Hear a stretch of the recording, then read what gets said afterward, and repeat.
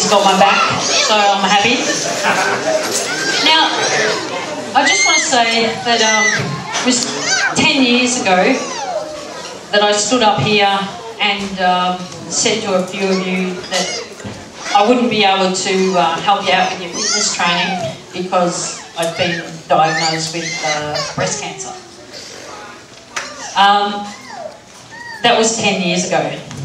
I underwent a mastectomy and radical chemotherapy. After reading Lance Armstrong's book, I said to my oncologist, "What's this nth dose chemotherapy?" And she said, "Oh, we don't use that in Australia, but you know what? You're fit, you're young, why not? Let's hit you." So 10 years ago, 2003, I was diagnosed with breast cancer in May, underwent a mastectomy. Not that you can tell because I'm so...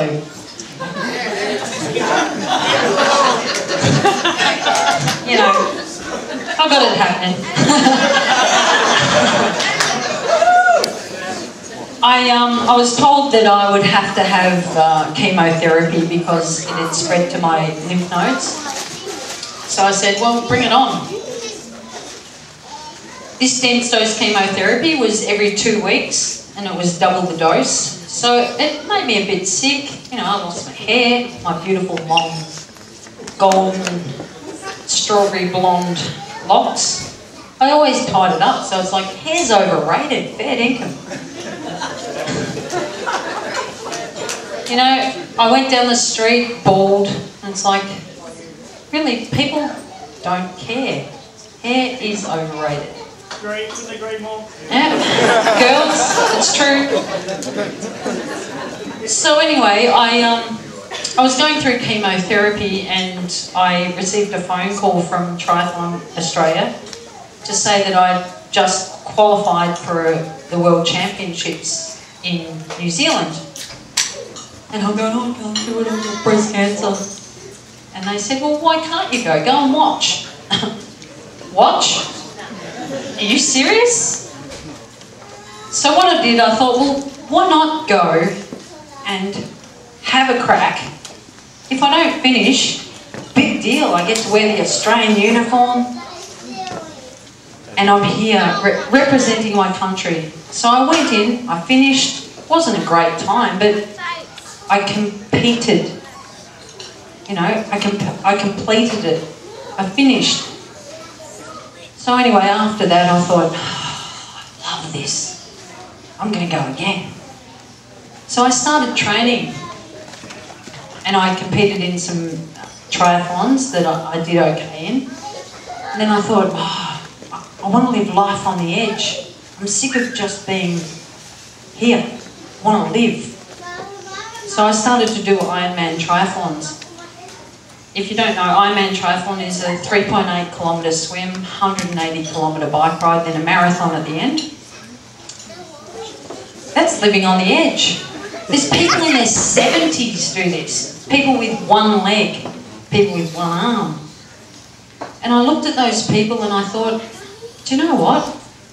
Yeah, I have cancer, but these guys are living.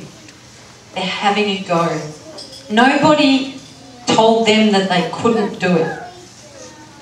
Nobody told me, well they did, the doctors said I couldn't do it, but I've gone, whatever. I looked at those people and I thought, I want to live. I want to have a go. So I did. 2007, I did my first Ironman triathlon and I finished. I've done 7 since. Last year I competed at Port Macquarie and a week leading up to it I thought, oh, I've put my back out. I'll go to the chiropractor.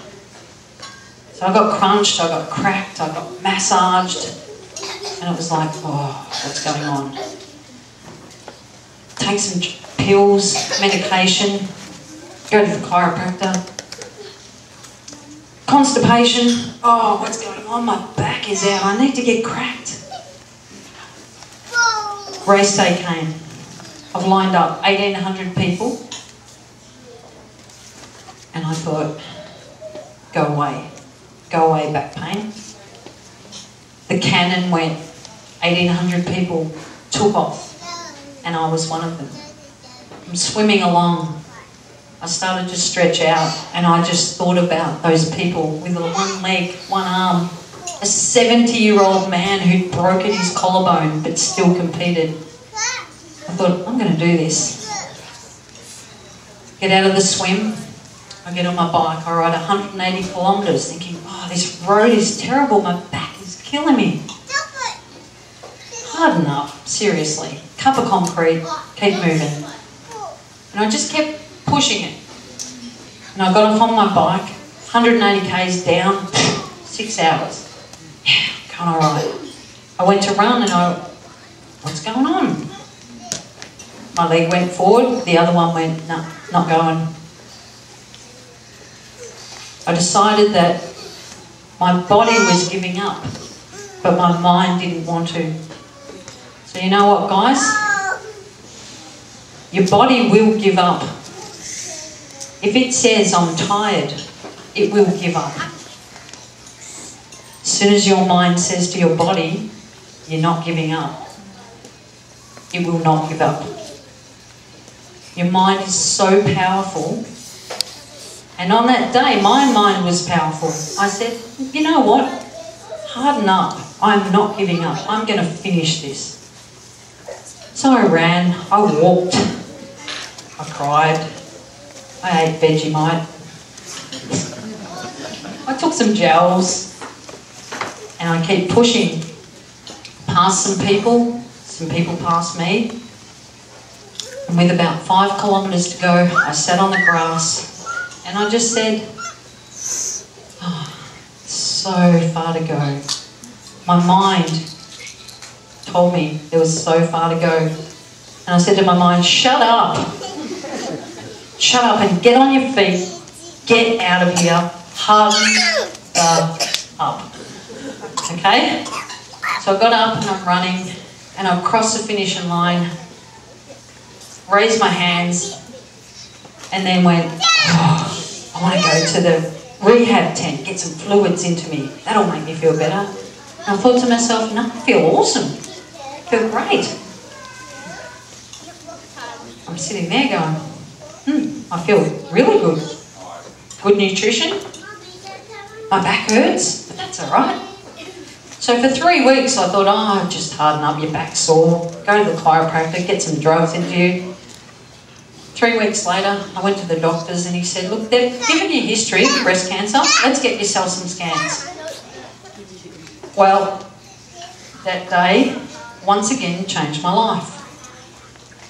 The scan showed that I had some cancer in my spine, my neck, my chest and my lungs. And the oncologist said, you had a secondary breast cancer and it's not curable. And I just looked at her and went, really? She said, no, it's treatable, it's not curable. So my kid logic says, why not? And she said, well, it's in your organs, it's in your lymph nodes. We can treat it, we can keep it at bay. And I've gone, but how come they've come up with cures with other cancers? And she's gone, well, yeah, that happens. And I said, well, they're going to cure this. Absolutely. And from that day on, I thought to myself, you know what? I'm going to beat this mongrel of a thing. I'm going to kick its ass. And I'm going to live. I thought about people that I know. I thought about positive people. You guys. People in my spin classes. People that I treat with the ambulance. And I go, you know what? For every day that I live, I'm not wasting thinking about dying. Yeah. For every day that they tell me there's not a cure will come. So every day, I do not think about why me. I don't think, why has this happened to me? It's just because. Because it's happened to me. and they will come up with a cure. So I decided this year that I'd take my beautiful boys on a holiday, Ben and Dylan, to Fiji, and enjoy life. So I booked the holiday, and about 4 weeks ago, I do. My best friend do. Before my holiday, I thought, I'm going to go and have fun. I had to have scans, which I have to have every few months, and they said, oh, Deb, you know, you've got a few new spots in your spine, and the one in the lungs growing a bit. But I don't feel sick. I feel strong. I feel fit. My mind doesn't let my body break down. And she said, yeah, but look, we're going to have to deal with this. So 2 weeks before I went to Fiji, they said, you have to have more radiation. So they zapped me with radiation. I'm lying in there, in the radiation place, and there's a green light, and it goes around you like the Iron Man suit. And I'm laying there thinking, the noise comes and it's like, for a minute. That's all it goes for. And every second of that minute, that nasty noise was filling me with superpowers. And I've gone, nobody's watched the Hulk, have they? And I just felt myself getting stronger and stronger. So 2 weeks of radiation I had 3 weeks ago. I thought, oh, I'll be right, I'll go to Fiji. They said, you're gonna get sicker before you get better. So when you get to Fiji, you'll probably feel like crap. If you don't feel well, don't race. So I thought, well, okay, so I'm gonna race. So by the Thursday, I was sunburnt. My esophagus was all swollen. I couldn't eat properly. I was vomiting. And I thought, oh, this is really good taper for the race. Great, it's good. So I get to Fiji. I've gone and registered, thinking, oh, I think I'll be right. If I go in the race and I just finish, I'll be fine. So anyway, on the Saturday, so I finish radiation Thursday, fly out Friday, race on Saturday. The gun goes. And I thought, I'll just relax and swim, cruise along. And I get out of the water and my boys are there, they go, Mum, you're first female out of the water. And I'm, oh, really? Okay. So I get on my bike and I'm racing away, and this girl passed me in transition. And I thought, oh, just relax, just enjoy the race. And I looked at her and I thought, you are so going down. So I passed her in the bike and I'm having a great cycle. One girl passed me. And I thought, that's okay, because you haven't really trained much and you'll do all right. As long as you finish. Get on the run, about 800 metres to go. 2 girls passed me. They're like 25. You know, I'm 45. You'll be right. And I've run past, and winning didn't matter anymore. It was about finishing. It was about being there. It was about living. It was about saying to my body, you are not ready to break down. Harden up. And I look at the Power Footy Club and I look at my boys playing under 16s, and they're out there every week getting smashed. But those kids have no concept of losing. It's about hardening up, having a go, building yourself, making yourself stronger. When your body decides, oh, I'm cramping up, harden up. It's about getting out and having a crack. You guys get out there, you get beaten, you come back every week. I'm like that with my chemo. Every 3 weeks I have chemo. It doesn't make me sick like conventional chemo, so I get out and train. My oncologist calls me a freak, but that's okay. She says, do you want to see a psychiatrist? No, you don't need to. You're crazy.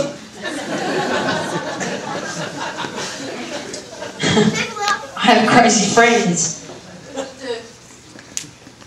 And the other day, I was out surfing with my friend Alison, and I heard, you know, that this thing was happening tonight, and it blew me away. It just, you know, I would do anything for you guys.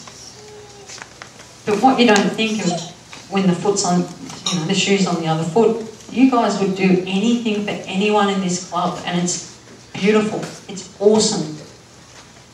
And I would like to think that if anything happened to anyone in this room now, that we would bond together and support each other.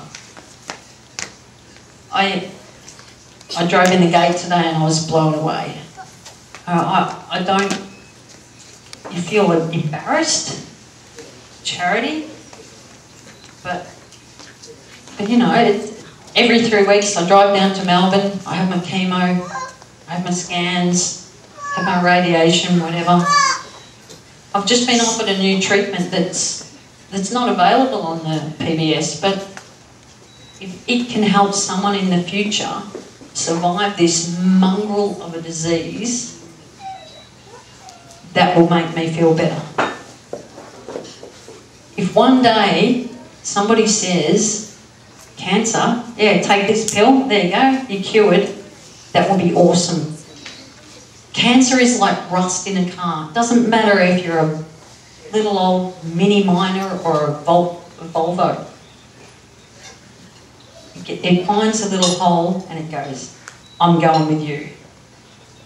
1 in 9 women will be diagnosed with breast cancer every year. Men, prostate cancer. How cool is Movember?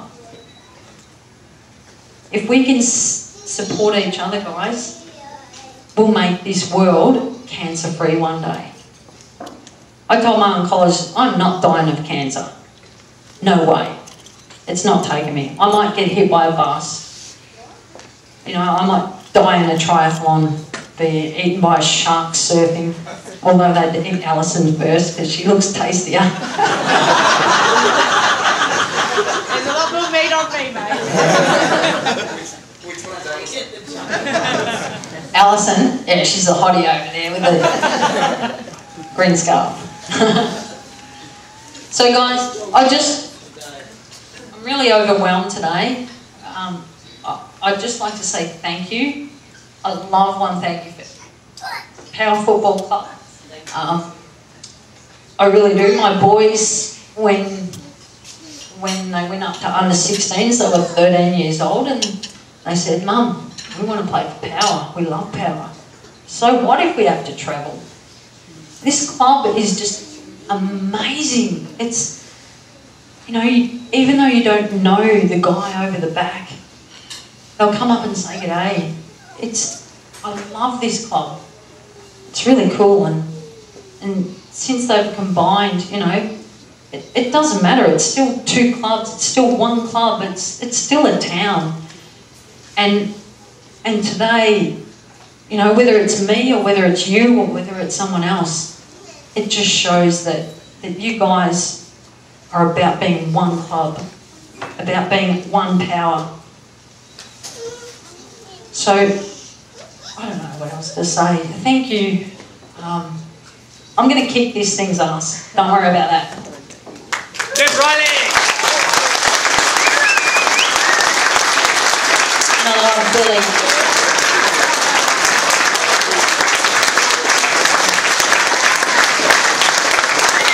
Thanks, Dave. Believe I spoke on Thursday night about Deb, and I just spoke again with it before, and you can see why. She's quite an amazing young lady. So, and she is young because she's my age. So, and she's going to draw a raffle. You would have seen the raffle as you come in. So Deb's going to draw out the winner of that raffle. Who's got the most money? Bird.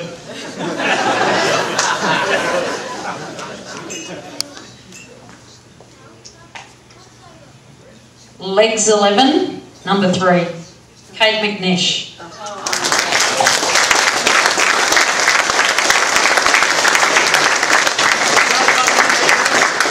That's it. So thank you, everyone. Thank you, Janet Chambers, for yeah, anyway. Sorry, thanks, Janet. Janet rang me last week and said, Deb, do you mind if we do something for you? And I've gone, oh, I don't really want you to, but Janet, you're friggin' amazing. You and your entourage, thank you. Thanks very much, everyone.